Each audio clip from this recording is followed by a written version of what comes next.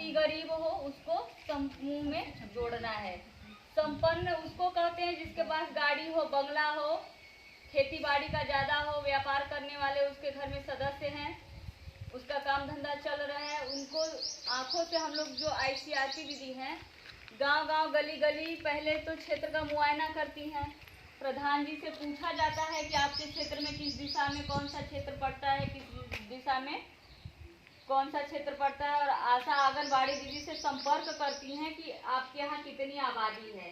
आबादी की को ज्ञात करने के लिए हम लोग प्रधान जी से और आशा आंगनबाड़ी दीदी से संपर्क करते हैं। लेकिन यहाँ का तो स्थिति कुछ और है।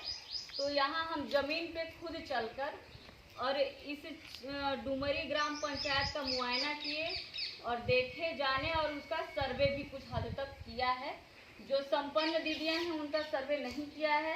कितने लोग का समूह बना है, कहाँ कहाँ समूह बना है, उस समूह में कौन कौन काम कर रहा है और किस किस स्थान पे बैठक होती है, यहाँ समूह का कितना चल रहा है और कितना नहीं चल रहा है, कौन पुस्तक लेखांकन करता है, कौन समूह सखी का कार्य करता है।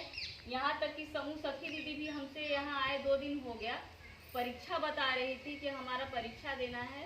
ठीक है, दीदी को समय नहीं मिला, हमसे नहीं मिली, हम कल उनसे खुद मिले, जाकर मिले और समूह के विषय में पूछा कि यहाँ के समूह का रजिस्टर कहाँ रखा रहता है। जानकारी मिली कि ब्लॉक पे रखा रहता है, फिर पता चला कि प्रधान जी के यहाँ रखा है, फिर इनके घर पे रखा है। समूह में समूह का रजिस्टर है ही नहीं। ठीक है, वो बात छोड़िए। बात यहाँ हो रही है कि समूह क्या चीज़ है, समूह किससे बनता है, समूह में कौन से लोग जोड़े जाते हैं। समूह में जो गरीब लोग होते हैं जिसका रोज का कमाना और रोज का खाना है उसको समूह में जोड़ते हैं। गरीब कौन लोग होते हैं, जिसके यहाँ खोरी है, जिसके यहाँ अधिक परिवार है। ठीक है, जो नशा करता है वो भी अपने नशा करने के बाद उसका परिवार में क्या आया नहीं आया उसका होश नहीं रहेगा, वो तो अपने में ही मस्त रहेगा, तो उसके यहाँ भी गरीबी ही उत्पन्न होगी ना। जिसके यहाँ बच्चे हैं, अधिक मात्रा में बच्चे हैं, उसके यहाँ भी गरीबी ही उत्पन्न होगी। कमाने वाला एक और खाने वाला कई होता है। जिसके यहाँ बीमारी है वो भी गरीबी से ही जूझेगा। ठीक है, जिसके यहाँ खेती बाड़ी नहीं है वो भी गरीबी से जूझ रहा है। तो ऐसे लोगों को हम लोग क्या करते हैं, 10 घर को कम से कम समूह 10 से 15 की बनाई जाती है। लेकिन छोटा परिवार, सुखी परिवार 10 से 12 ही महिलाओं को लेके एक समूह बनता है। समूह में जो भी कार्रवाई होगा, केवल एक से समूह कभी नहीं बना है दीदी। जब भी समूह बना है 10 और 11 लोगों को जोड़कर एक समूह बनाया जाता है। ठीक है, समूह में 3 पदाधिकारियों का चयन होता है, अध्यक्ष, सचिव, कोषाध्यक्ष।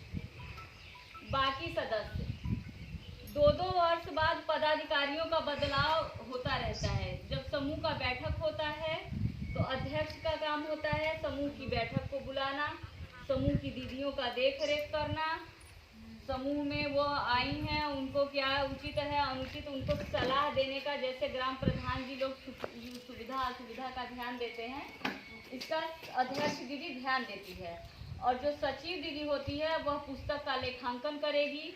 जिस दीदी को लिखने पढ़ने नहीं आता है उस समूह में बैठ के उसको कम से कम हस्ताक्षर करना सिखाएगी।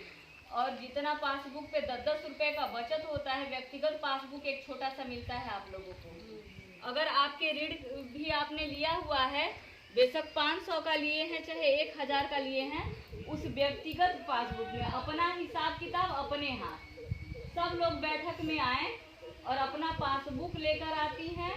और कार्यवाही पुस्तक, समूह में 5 पुस्तकें होती हैं, एक कार्यवाही पुस्तक, एक ऋण पुस्तक, एक बचत पुस्तक, एक रोकड़ बही, एक कैश और एक सामान्य खाता बही। 5 पुस्तकें होती हैं। ठीक है, समूह चलता है पंचसूत्री नियम से। समूह में नियमित साप्ताहिक बैठक होती है, नियमित साप्ताहिक बचत होती है, आपस में आंतरिक लेन देन होता है, सही समय से ऋण वापसी होती है। वह जो भी लिखा पड़ा है वो पुस्तक का पर लिखा जाएगा, है ना। सही समय से ऋण वापसी व पुस्तक का लेखांकन, यह सब काम केवल समूह में होगा, न कि समूह के बाहर ब्लॉक पर होगा, न तो समूह के बाहर समूह सखी के घर पर होगा, न तो बाद में होगा। जो कार्यवाही होगा समूह के बैठक में होगा, सबके सामने होगा और सबको बताकर होगा। सब लोग सुने, जाने और इस पर ध्यान भी दें कि क्या कार्य हो रहा है हमारे समूह में, जानकारी दें। और कोषाध्यक्ष दीदी का कार्य है कि वह पैसे का रख रखाव, वो पैसे को किस मद में कहाँ खर्च किया जाता है, कहाँ क्या हो रहा है, जमा हो रहा है, पैसे संबंधित सारा विवरण वह उसका व्याख्या लेखांकन भी करवाएगी और सबको संज्ञान में भी डालेगी, मतलब उसको बताएगी भी। पैसा जब जुट जाए, उसी का माध्यम से दे जाए,